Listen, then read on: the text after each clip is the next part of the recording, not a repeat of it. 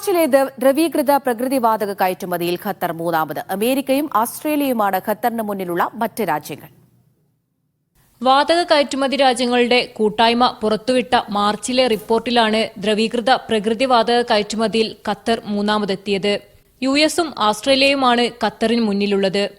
LNG കയറ്റുമതിയിൽ വർഷം തോറും 2.3% വർധനമാണ് Qatar രേഖപ്പെടുത്തുന്നത്. മാർച്ചിൽ ഖത്തറിന്റെ കയറ്റുമതി 36.31 മെട്രിക് ടണ്ണിലെത്തി. ഇത് ചരിത്രത്തിലെ ഏറ്റവും ഉയർന്ന കണക്കാണ്. Qatar, Russia, UAE, Angola, Malaysia എന്നീ രാജ്യങ്ങളുടെ LNG കയറ്റുമതി മാർച്ച് മാസത്തിൽ കൂടിയതായി റിപ്പോർട്ട് പറയുന്നു. അതേസമയം ഈജിപ്ത്, നൈജീരിയ എന്നീ രാജ്യങ്ങളുടെ കയറ്റുമതിയിൽ ഇടിവുണ്ടായി. റിപ്പബ്ലിക് ഓഫ് കോങ്കോയും മാർച്ചിൽ ദ്രവീകൃത പ്രകൃതിവാതക കയറ്റുമതി തുടങ്ങിയിട്ടുണ്ട്. ജനുവരി മാർച്ച് കാലയളവിൽ ആഗോള LNG കയറ്റുമതി 3.3% വർദ്ധിച്ചതായും റിപ്പോർട്ട് ചൂണ്ടിക്കാട്ടുന്നു. Media 1 Doha.